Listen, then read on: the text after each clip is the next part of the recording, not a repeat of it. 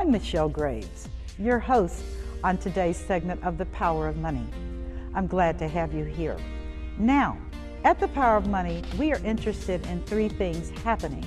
First, we want you to get the necessary education so that you and your family can make the decisions that will impact positively on you in your financial life.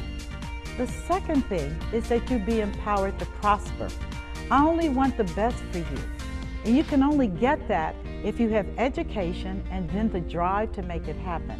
And the third thing that is so important to me is that you recognize that life is more than a journey and that you be energized so that you can begin to participate in the truly joyous experience of living. So here's to empowerment, here's to education, and here's to energy. I'm Michelle Graves, your host, Power of Money, and here we go. And here we go. I'm Michelle Graves, your host on The Power of Money. Been doing this program for, good Lord, over 30 years now. That's a long time. I'm telling my age, but I don't care because I'm glad to be above the earth and thankful to not be below the earth.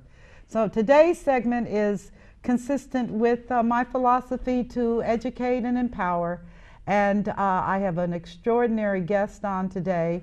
All my guests are extraordinary, but this is a heart thing I'm talking about today.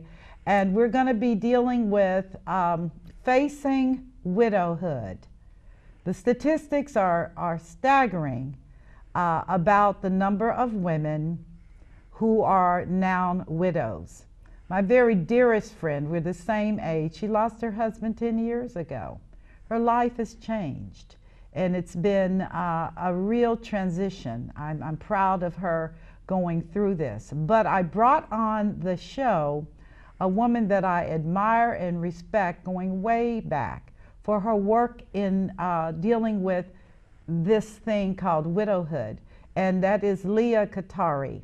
And Leiah has been involved for over 20 years in helping widows in every facet of their lives, including their finances. And so I wanted to bring her on. She's one of the co-founders of an organization called Bella Rose. Bella means beautiful, and of course, a rose is just a beautiful thing of God. So she is here as one of the co-founders, which this organization is committed to working with widows and the people they love to help them through transition, to act as a referral source for all kinds of advisory services from attorneys and simple things, who to call to move, just being a go-to trusted advisor. So I'm delighted to welcome for today's segment for the next hour. For those of you that are widows, sit down, take a breather, and take notes. You got a woman on that understands. For those of you that aren't widows, just keep living. The statistics say that you will probably be a widow sooner than you think. So, how are you, madam? Thank you for having me, Michelle. Oh gosh, it's so good to see you. You look fabulous. Thank you. That's a tough business. Yeah, well, just, I was trying to stay young. Okay, where do we want to begin? Let's talk about you. How did you get involved with widows? Just watching my family lose their husbands and what can happen, how it could change their incomes, their whole lives. Same thing with my mother when my father died, how all of a sudden their incomes changed. They're used to this amount of money and now it's dropped in half. So it becomes very tough for them, and they wonder how, they could take care of things in their home, what their lives are going to be like. So it just sparked an interest. Okay, and over the last 20 years, how has that evolved? What are some of the things that you have gotten involved with widows on? Just really amazing. Many of them might be losing their husband's pension. Oh, and boy. I was surprised about this. I used to work for a company where I would see 3 to 5 people a day, and usually 75% of them were widows, and they would go from a nice, comfortable income with their husbands of being able to pay their bills, be able to buy whatever they want, get their hair done every week. That generation did. Yes, every week. Travel, and all of a sudden they lose their spouses, and the pensions might disappear. And then the 2-income Social Security disappears to 1 income. And it totally changes their lives. All of a sudden they realize they can't get their hair done every week. And that generation, the generation that was married in the 40s, the 50s, the 60s, it just impacted them so much. Just little things they were used to doing, they can't do anymore. And now they're alone in a large house with all the expenses, including repairs. Wow. And with a lot of them, the money isn't there anymore. So how did you step in and make a difference? I stepped in. I worked with them with budgeting. Okay. And these are women that maybe as when they were married, they were used to spoiling the grandchildren a lot. It's really interesting. Girl, don't talk about these grandkids. We don't talk that much about the children, but when it comes to their grandchildren, that is their lives. So they're used to. What is that about? What do you think that's about? It's really interesting. Okay. Really interesting. And I've asked I've never had children, I've asked several widows about it. And they said, the kids drove me crazy when they were growing up. I was glad to see them get out of the house, get married, and then they started having those grandchildren. The grandchildren are like dogs. All they want is unconditional love. Oh my goodness. So they live for their grandchildren. So they want to continue spoiling the grandchildren, and the money is no longer there. So it starts to create really heartache in them, stress. They would go into crying jags, not so much when they were talking about losing their husbands, about how it's difficult for them to continue. They don't want to be a burden on their children, but I did see many that would have to sell their homes. They could no longer afford their homes, and then they say to me, where am I going to live? There were some that were very lucky that might have had some assets, but here comes everybody out of the woodwork, wanting to borrow, take, people taking advantage of them. So I became their no person. I taught them how to say the word no. Give me some no examples. When the kids need to borrow $1, $2, $3, $4, $5, $10,000 when they need money to buy their own home. So I would ask my little lady, so who's working in the family? And I was surprised. Many times there was one income. The spouse wanted to stay at home. To raise the grandchildren. Remember, they rub in the grandchildren. Your grandchildren. I want to take care of your grandchildren. Terminology. And they're going after mom to borrow money from, and I would just sit there and say, you can't afford to give this to them anymore. Why isn't your daughter working? Right. Why didn't or you why make a isn't your sacrifice? husband? Why isn't her husband? Have 2 jobs. Right. So that makes sense. That was one of the hardest things. That makes sense. Is for them to say no. And sometimes I would meet up with. I told them, you have your kids call me. Oh no. That didn't happen too often, but I would try and explain to the children, mom, might have inherited a $100,000 life insurance policy. You think that's a lot? Mom's income went from $3,000 a month down to $1,000, $1,500. She needs her money. She needs her money. Right. So that was, and I taught a few widows how to say no, or just have the kids call me, but that was one of the biggest things. So how did the kids think she was getting along? I mean, how did they think, because they weren't giving her money, so how did they think she was making it? What's really sad is when I deal with widows with children in other states, because I would walk in to a mess sometimes. She hasn't kept up the house. She's falling apart, not taking proper care of herself, having some serious health issues. I see a tray of pharmaceuticals on the table, and I would just ask her, who's watching over you? Who's taking care of you? You know, nobody. Nobody. Nobody. And a couple times I contacted some government agencies about some of these widows. They were in such horrible shape. It truly upset me, but something had to be done to protect them. Right. And then the kids, I would end up hearing from the kids, and they would say, well, I didn't know. Well, how often do you visit Mom? You know, once a year, once every 2 years, once every 3 years, once every 5 years. So who's watching over Mom? And they don't know what to say. I work with a lot of facilities, and it's terrible how these... Are you talking about? Sometimes independent or senior apartments, assisted living facilities. And a lot of these women would be an absolute mess. They're not eating properly. They're eating a lot of TV dinners, things. And Michelle, you know those things are not good for you. Oh, you can't. Too much salt. Full of chemicals, full of salt, too many preservatives. constant UTI infections. And this also includes my little ladies that are still at home. They're living on TV dinners. Because they cannot... They can no longer cook for themselves. There's nobody watching over them to make sure they're getting the proper nutrition. I never see fruits in their house. I don't see vegetables. Who's shopping for you? Well, maybe a neighbor would take me out once in a while. Are you getting to your doctor's appointments? Well, you know, I try. So, I mean, the whole thing stems from the loss of the spouse, the loss of income. They're afraid to spend money. I had one widow, I walked into her house and expected, you know, $1 million brokerage account. I mean, I just ended with Cadillac sitting in the driveway. And by the time we started looking at her assets, I invited her daughter to be there. And the daughter wanted to go home. So she was just like, you know, are you going to be done soon?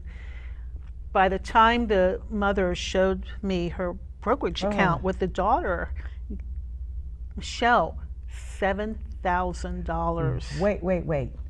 There was $7,000 left. $7,000 and this brokerage account that I expected to see a lot of money in.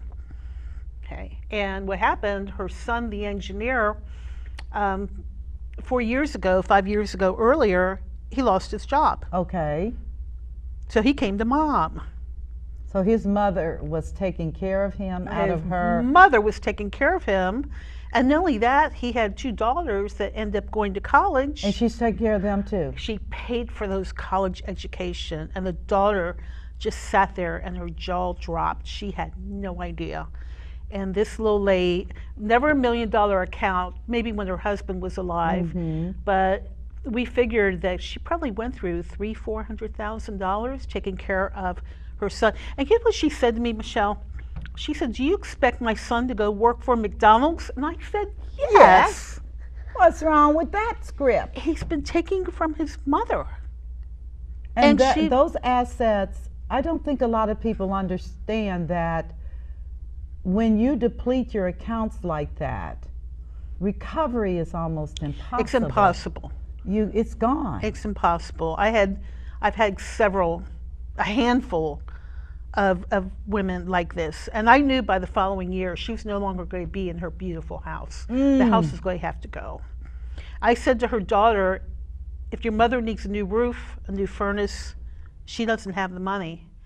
And this daughter went from just a scornful look on her face for the hour I was there to walking me to the car, hugging me and saying thank you. I had no idea. The children need to be more involved. Even though this is a little lady that could still drive, children need to be involved. And I was very lucky. When my father died, my mother showed me where her checkbook was, where her CDs. I knew where her will was. She made me a power of attorney. And she said, you know everything. And when she got to the point where she started having some difficulty, she threw me her checkbook and said, here, I'm putting all this on you. So I knew everything that was going on with my mother. I've had, just in the past year, I've had 3 widows that I know of.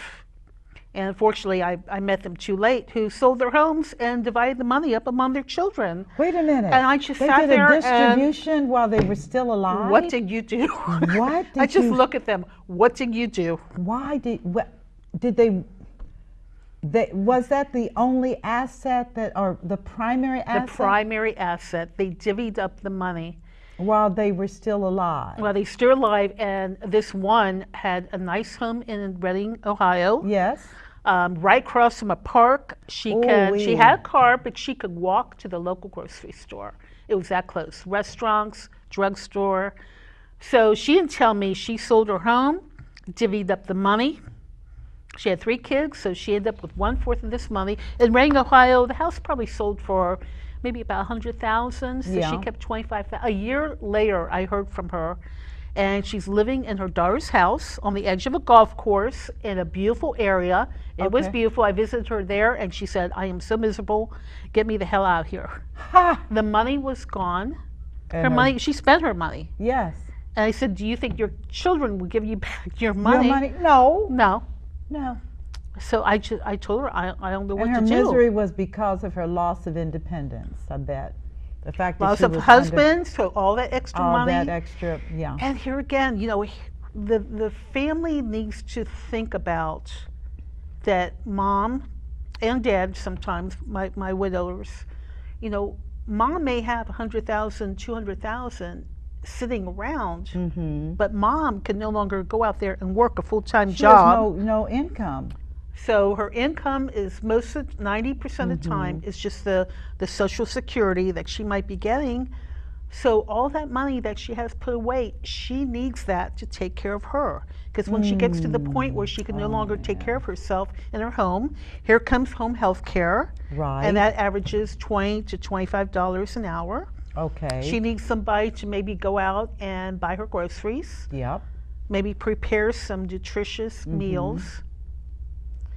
So And what about companionship? Because I just read an article that one of the hardest things about getting old and alone is loneliness. You don't have resources to kind of companion you that you can talk to, so they play the television all the time. play the television, QVC, HSN. They love those 2 shows. Ooh-wee. The Spending order stuff, spending One stuff. family, she was spending close to $600 a month. On And QVC. she had a nice Whoa. son, and he just asked me, he said, "Can you please help me control my mother?"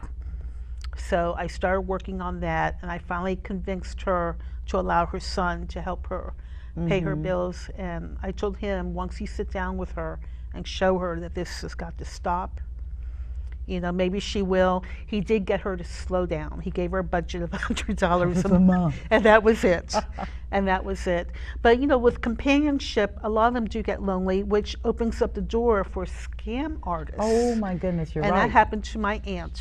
Did it? Yep. Do you want to elaborate? Do you Yeah, feel she comfortable? had a neighbor that was being evicted, and she was probably already in her late 80s. Okay. Might be 90 years she old. was So she felt elderly. sorry for him. Okay. So she allowed him to move into her apartment, and he slept on the couch. And he slept on the floor. And then all of a sudden, I'd be calling her, and she wouldn't answer the phone. So I would leave a message, and she would call me back within a few minutes. What's going on here? Well, he gets so many phone calls. To your number? To your number? So I think he had people after him. You know, this eviction, after I started putting 2 together, this eviction didn't surprise me. So she wasn't allowed to answer the phone anymore. She was not allowed to answer her own phone. Her own phone. But he was a good companion. But when I went up there, all of a sudden I saw some of the family heirlooms weren't there anymore. Well, we had to pawn those. For what reason? He needed the money because he was involved in one scam After another. Mm. And all of a sudden he's living off of her. He wrecks her car.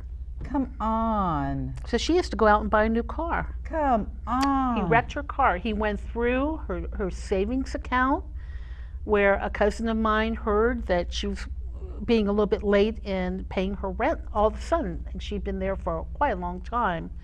So we managed to put a stop to that. We told her that the landlord was going to automatically pull rent. But he went through all of her money. Oh, this is He heartbreaking. liquidated. I go to see, another Oh, this is time, heartbreaking. my family dining room set that Yes. been in my family for over 100 years Yeah. was gone. Gone. Everything was gone. But she called me up wanting to borrow some money, and I said, I want the family jewels, whatever jewelry's left. My grandmother's diamond ring that might be worth $200. Whatever Yes, you got, that's I want it family. back. It's family heirlooms. So ends up the $2,000. She wanted me to make a check out to him, To him? and I wouldn't do it. And that was one of the last times that she and I talked. He said, if I don't get this money, somebody offered him a job in California. See, that's another part of the scam. I'm going to leave you. I'm going to leave you by yourself. Is that what you want?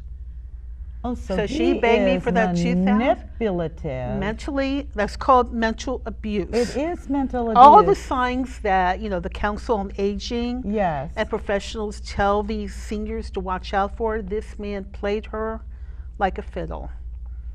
She and- wanted you to start supporting to start him. supporting him. So he would stay with her. So he would stay with her. And with all the scamming and conning, all the man had to do was go out there and get a job at a fast food restaurant. And He be would make done money. with it. He didn't want to do that. So He'd rather suck you dry. Or he in was your already case, your aunt. abusing a He's senior. And I figure if this happened once, It'll it's going to happen again. Mm-hmm. And the only thing I did is I offered to maybe help in rent or utilities if they Right. need it. I walked out the door. I left my cousin with a check, and I said, if their utilities are behind, here's a check. Only don't write for more than a couple hundred. And she told my aunt that the check was there just for emergency utilities only. Okay. So I put a stop to that, but he ended up taking everything. She Oh. got to the point where I guess he put her in a nursing home, whether she He needed or not. He Put took everything. her in a nursing. Yep. And then he kept the Social Security money. He was trying to continue to live off of that. So he was forging her name on checks to no. pull this Oh, money no. out. Things like this happen, Michelle. Not only my aunt, I've seen it quite a few times. Many times it's their children or That's what grandchildren or friends. Yeah. Children. Yeah. When a child is a predator.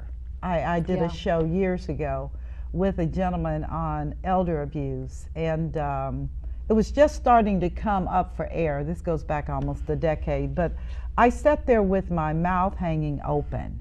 And then there was another gentleman who's a local attorney, Craig Matthews, who specializes in this. He shared with me, my knowledge grew so much about, I asked him, I said, people are like that? He said, Michelle, evil is on the face of the earth. Yeah. I've had some clients with just rotten children, all of them. And then I may have a client with the most wonderful children in the world. They all come together. Yes. And I sit there and say, I don't know if mom might have enough money to pay for any care. And they look at each other. It's like, we take care of my mother. Yes. We'll take care of her. Don't worry about that. Yes. Mom will always have a safe place to live. And I worry about safety with Yes. them too. One of my, and this is a male, a client of mine, I told him to put a camera in his father's house just to watch over dad in the hallways. Yes, And he yes. turned it on because dad had become widowed recently. I turned the camera on, the camera was on, but Yeah. he went to look at it and saw his father, flat on the floor. Dad passed out. And he happened to be able to see it on the video feed. Yes. So something else I recommend, if you've got a single parent in a home and they might be unsteady or maybe have trouble with blood sugar, diabetes, put a couple cameras around. Okay. There's some things that you could put on the top of your parents' bedroom door that alerts you when they open up the door. If they're not opening up their bedroom door to leave the bedroom, Okay. need to check into that. Get the life alerts for around their neck. If they I'm drive, falling and I yeah, can't get up. if they drive around, they even have some that if they feel dizzy or pass out, at their local supermarket, they could push the button. So really? there's a lot of things out there. That is encouraging. There's so many wonderful things out there, to help our families, and especially the women are especially vulnerable I would because the men definitely think usually so. worked, so they're in better health. And the women, many of the women were just housewives, so they didn't get the amount of exercise that their husbands got. So a lot of them I find have more trouble with balance and maybe weak knees. I don't know that much about diabetes, but I'm told that sometimes it could leave you very much lightheaded. Yes. And Sugar whenever I talk, blood sugar. whenever I talk to any families, I always first question, does your mother complain of feeling dizzy in the morning? Okay, yes, no. Yes, might be blood sugar dropping. Get like a can of nuts and put it by their bed stand. If they wake up in the middle of the night, tell them They to take can a take a couple couple of of nuts, and that should help maybe with So some of the what, issues. based on what you have seen, and I find this fascinating yet troubling, because my mother was a widow, and after my father's death, now she's smart, she's an accountant and handled family affairs and all the above, but it was still, there was an off balance to that when she recognized that he was not there for her. And so, and she did have the advantage of her daughter, which, She was lucky to have some oh yeah, I children was, around that to just, help her. yeah. But what would you say after the burial, after he's in the ground or in an urn or whatever he is, but he's gone? What are some of the things that women need to do right after death occurs? Their sisterhood around them. Okay. Their family and their friends need to make it a point to visit them in the home Okay. or get them out. I mean, even for them to go out for lunch every day or go to a movie, go where they need to get around people. And it's interesting, men, I'm sure you've gone to some of the fast food restaurants in the morning and there's a group of men. Oh I see yeah, that they all the they time. cluster at White Castle Women White. so much don't do that. Huh? Really? Men seem to hold on to their friends, and some of the women don't. Not Why as is well as the that? men. I don't know. I think it's just in our DNA. We'll always be there for each other. Yeah. But best thing for them to do is just try and go out and make some new friends. There's some services out there that will call mom once a day and usually volunteer and talk to her for a couple minutes. But the worst thing you could do is just leave her alone. So friends, families, just stop by, try and get her out of the house a little bit. And for many people who've lived in the house their entire life, and maybe they're getting to the point where it's a little bit difficult, even spouses, to take care of the house. Yes. I recommend retirement communities, either retirement apartments, because usually in the retirement apartments, they may have a worker in there that does activities for them. Okay. The independent livings, even, I've got many clients living at home that should be in assisted living. And the one thing I tell their children, they're all about to break out into tears, they're putting mother in assisted living. I see an improvement in them. I always do. All of a sudden, they're busy and they've active. got companionship. Yes. Oh my goodness. They've they have got friends. 3 meals a day Yes. plus snacks. They've got happy hour. They've got activities. They've got, nail activities where they sit there, they put nail polish on each other's nails.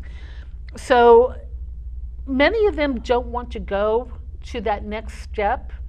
I always see an improvement in them. I do. So, I had once had a nurse pull me aside and say, look, if your mother falls, I pick her up. If she has any issues at all, I'm there for her. I am there, or somebody's there for her 24 hours a day. That is important. My mother was a little night owl, so when I had to put her in assisted living, it was right across from the nurse's station. She hung out with them for about 5 hours during the night, from 11 to 3, 4 o'clock in the morning, drinking coffee, and they just put her to work filing. She had the best time with that. Oh my goodness. So, she had companionship. She had other people that were night owls around her. She really enjoyed that. Here again, being in a house, sitting there and looking at 4 walls is not good. Just can't. And I hear them when they say, I've been in this house for 50 years. Okay. Now let's have some fun. Yes, let's Let's hang out with some other people You know, and some of these facilities have some traveling arrangements. go? There's Yes. yeah, where they Okay. travel. I spoke to one of them.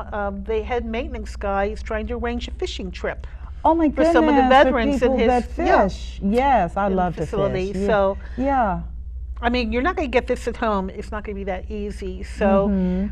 so widowhood, loneliness. Yes. Michelle, I have met happy widows. Okay, well, talk to My me. mother was one of them. You know, after we buried my father, I was sort of standing next to her and I was talking to somebody over here, and one of her friends came up behind her and whispered, and I heard this, "Welcome to the sisterhood." And my mother turned her head like this and said, "Thank you." My aunt was a happy widow. I do meet happy widows. And these are the women that are ready to just, you know, let their hair loose and have a good time. and go have a good time. And you know So- what? I think that is absolutely awesome. Yeah, but here again, they're still in control. They still got good control of everything that they're doing. Okay, and they have So- affairs in order. So these are I might call them a little bit younger widows. Okay. So maybe women in Because their there's a 50s population or 60s. group like my best friend in D.C. She's my same age. We've been friends since we were children, and she's a widow.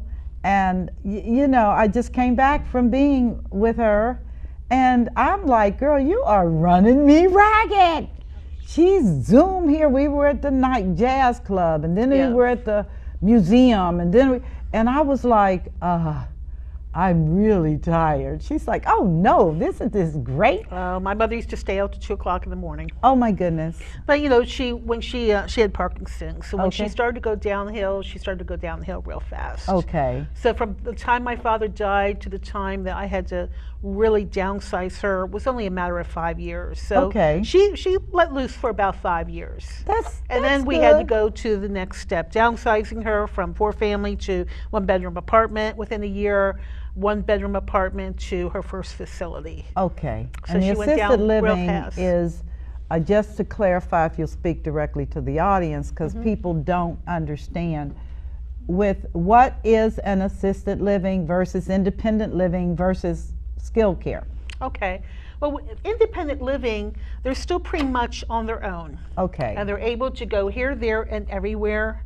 Independent living, they still have cars, Okay. and they still tool around town. Okay. But, you know, they're in a little bit safer environment that if they need help, usually somebody's there, they can push a button, but they still will take care of their own meals. They still do everything on their own laundry. Okay.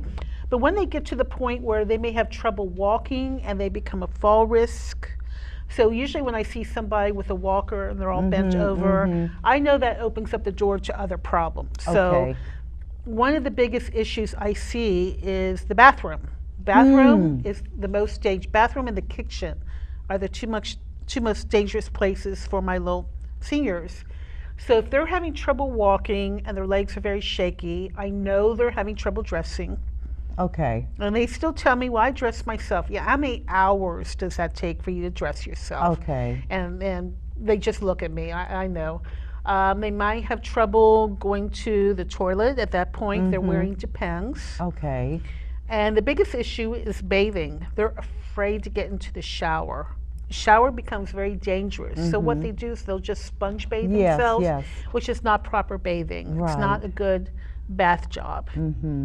Medication, it's so dangerous when my seniors may forget to take their medication, or did I take that? I'll take it again. Because all of a sudden they're being rushed to the hospital. They're overdosing themselves. They're on too much medication. They don't have an adult child or somebody going to the doctor with them and asking, why is mom on 15 different prescriptions? Ooh-wee. And that happened with my mother. Believe it or not, many times the psych ward at hospitals are full of seniors trying to detox. From And their that drugs. happened to my mother twice. Another client once. I mean, they just keep giving them pills, and all of a sudden their poor little bodies can't handle it anymore. So they end up at the hospital where they wean themselves, where they wean them off of everything. So with assisted living, it's for somebody who needs a little bit more care. Maybe an adult child is more worried about mom being alone. Mom's having accidents. We're having issues with our pills. A little bit of development of dementia. Okay. You know, and as I was watching this with my mother, and you don't see your parent aging like that. No, you don't. But I could walk in and talk to a senior, and I know within 1 minute if they're having some issues with dementia. The kids can't see it. It's like when you're raising children and your children are growing. You know, you may have a family member come in who sees them once every 5 years and says, "Oh my God, they grew like a weed." It's like, really? Really? Where? Where? Where? I mean, you don't see it when you see your parent a lot. You don't see the changes. So you're so right, Leiah, because I'm dealing with that myself in my own family, and there are times I have to say to myself, this is really happening. Yeah. Now, interestingly enough on that subject, and I'm not plugging television, but 60 Minutes just did a story on Alzheimer. Yeah. And they followed a couple for 10 years. And for those of you that are watching, you can go on to internet, type in 60 Minutes, type in Alzheimer, and be prepared to cry, because it was one of the most painful stories. I mean, the couple allowed them to trace them for 10 years. And at the end of 10 years, she was done. He was done too, as her caregiver. And you know what? There are times when the caregivers... I don't mean to get off subject. Yeah, there are times when if you have a caregiver, yeah, basically they would die before their sick companion. Well, I that's also what saw he that said. in my family. Yeah, Yeah. because they get so burned out. I have many widows and some widowers living with their children, and I'll meet with the children and they just sit there and cry. They are so stressed out. They are so stressed out. They're on the verge of a nervous breakdown. Because it's just, the behavior is so bizarre. Right. And you're not prepared to see a parent behave like that. Well, you're not, but which brings this issue of you co-founding Bella Rose. Tell me something about your dreams for that organization. Bella Rose, what we want to do is set up a trusted advisors around us. So if a widow needs to have her car repaired, and I had a neighbor with issues about this recently.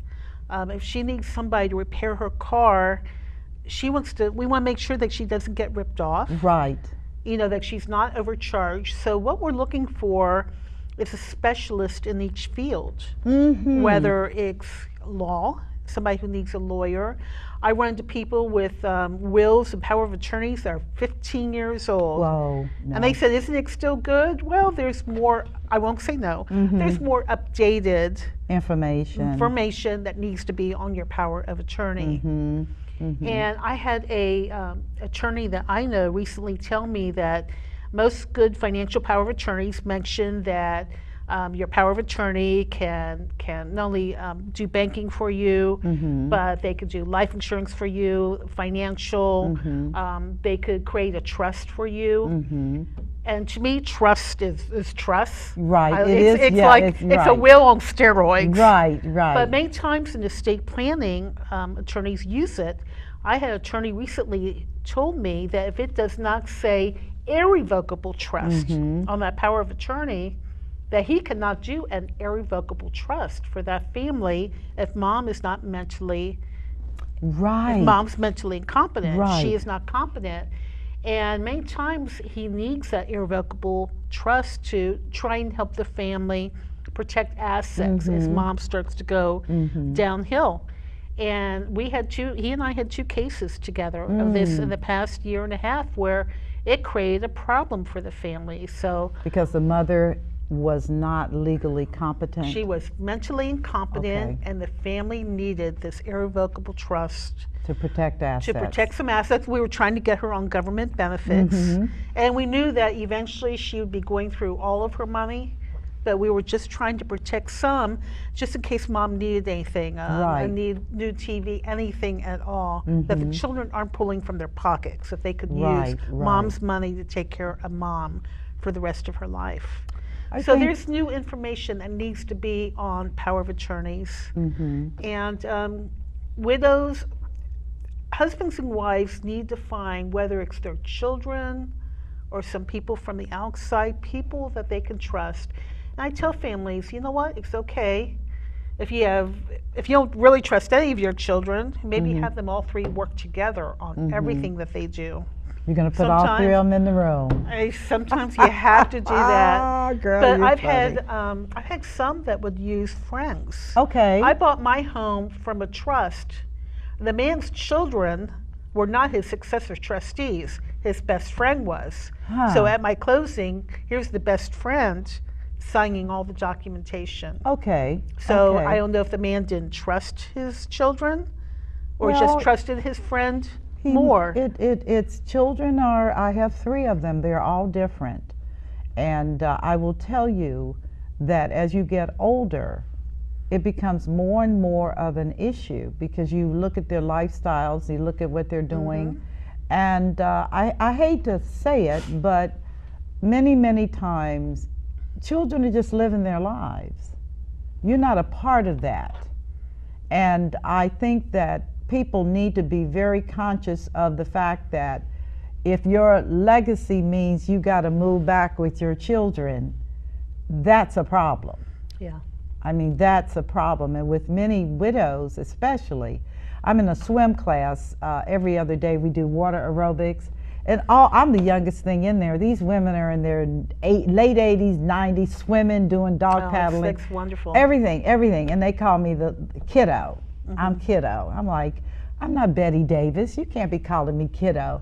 But kiddo this, kiddo that. But the point is that they're all widows. And some of them are handling it well and others are not. I can see it in terms of the social dynamics. She was used to being quiet. And he's the one that did everything. Yep. And then there's some that are much more affable and fun. And again, they said, well, you know, my husband didn't say a word. So if I wanted to have fun, I better learn how to chip it up. All of a sudden, the ones that are more active are learning how to stand on their feet. Yes. So they're recouping something they had before they got married. I think that's what it is. They're very recouping important. what they had. Yep. But with our group, with Bella Rose, I mean, we're looking for that construction guy. Okay. You know, we're looking for the handyman. The bank. Believe it or not, there's good banks and there's Not so banks good. that I met with two people yesterday having some major issues with their banks. So we want a trusted bank. What we want to put together is a list of people that these ladies can trust. And when they call the phone number and they are referred to one of our people, you know, we're also going to get a message that this widow called and asked for the name of a handyman. And then this way we could go back and check to make sure she's happy with that handyman. Yes. And we're hoping that the handyman, anybody that we refer to them, will give them a little bit of a discount too. Well, But they just want to sure. be treated fairly. Sure. You know, men get ripped off sometimes, but Plays less out likely. a little differently, Less though. likely, but we've had people take advantage of not only women. I've had that happen to me, but you know, especially widows could be vulnerable. You know, I want to teach them caller ID on their phone. If they don't recognize that name, let it go to voicemail and then listen to it. Don't pick up the phone. Right. I had Why a lady. is it so hard for them not to pick up the phone? Is Oh, that a 'cause- generational thing? Yeah. Okay, when you Friendly. answer the phone. Yep. You don't let it go to voice. Right.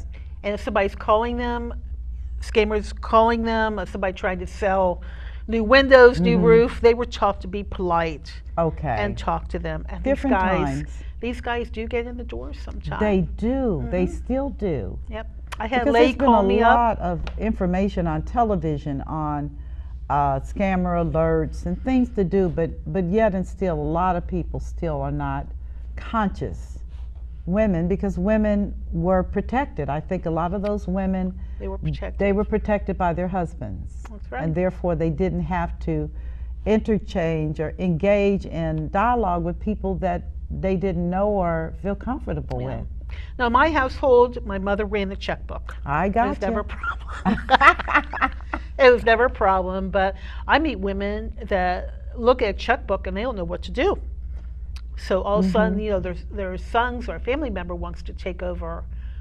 And if I feel they are still competent to do that, I had one lady call me, had me be at her house to argue with her son, About who her wanted money? to take control of everything. She's never driven in her life. Okay. Her husband kept that car away from her, so she wanted to learn how to drive. Mom, you don't need to learn. I'll get you anything you need. And these two were arguing. He wanted to take over all of her finances, and this was a woman in her mid-60s, totally mentally competent. Yes, that's, you're talking about And me. I think she was going, I think she might have turned into one of my happy little widows, but Uh-huh. she argued with him.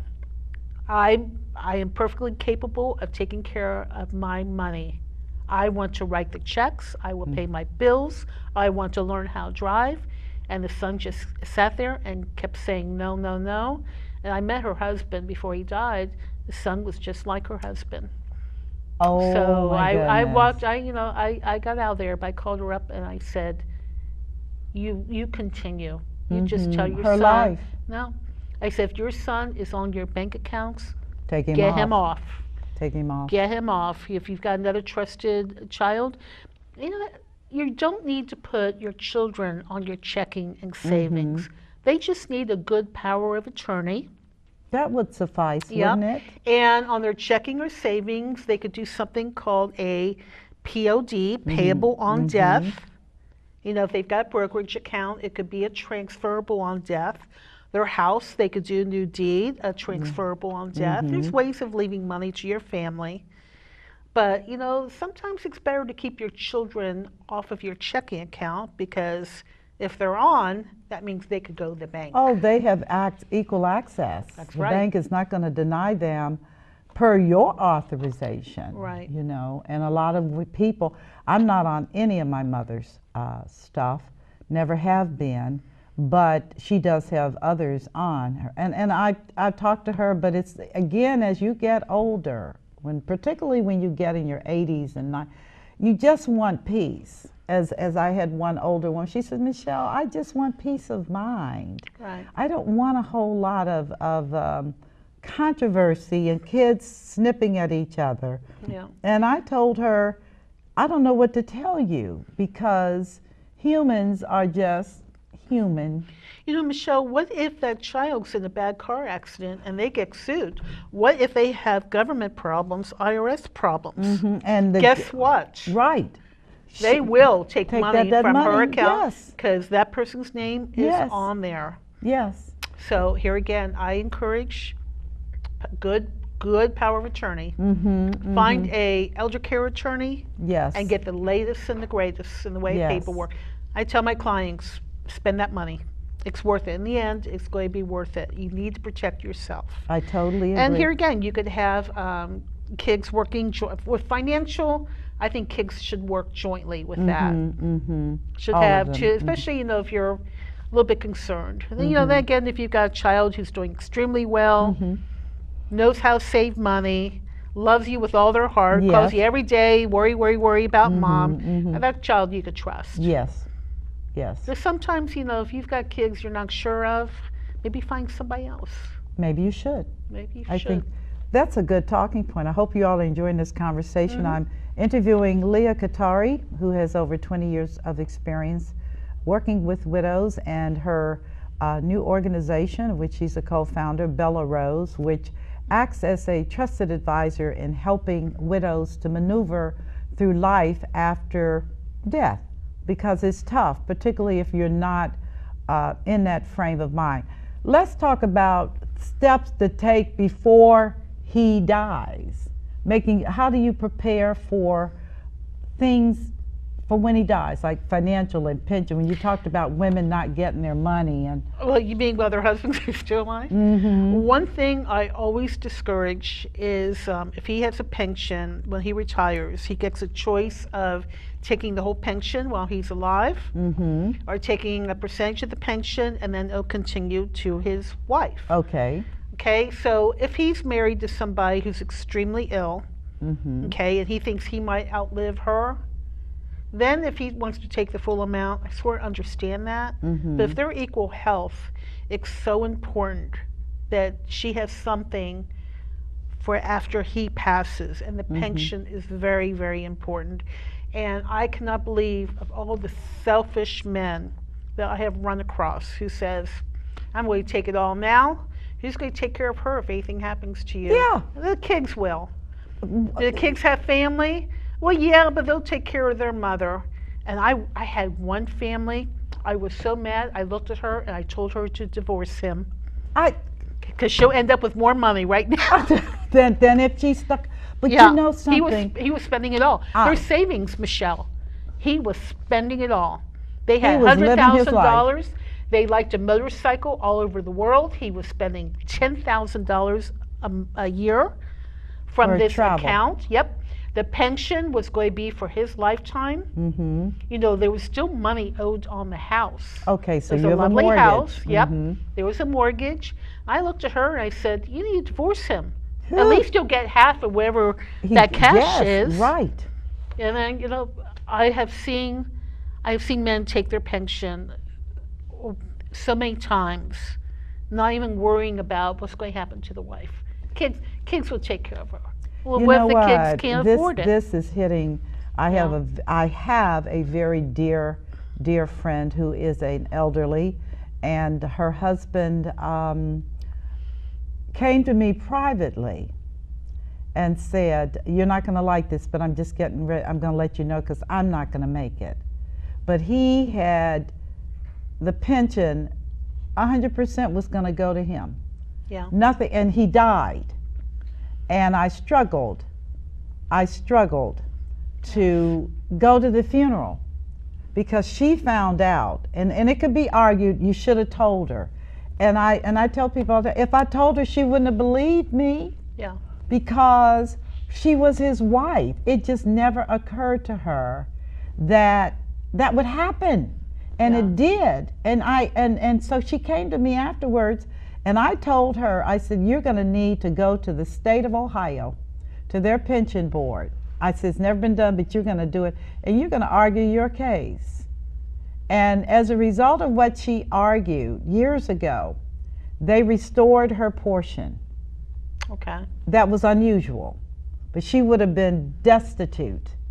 And they changed the requirements, which is for him to get 100%, a wife would now have to initial that she was assenting to I've seen those documents get forged. I know. Too. Oh, goodness gracious. That. You and I know. But I said that because that was so much.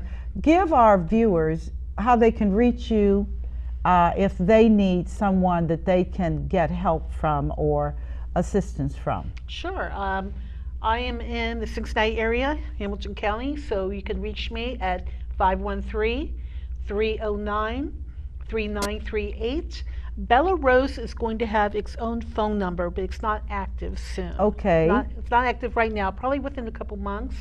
So there's going to be something else that you and I are going to be talking about when I come back, and that is that if somebody has a house and no money, we've got ways to help them. That's going to be our next podcast, though. I think that'll be very powerful. Do you have a house and no money?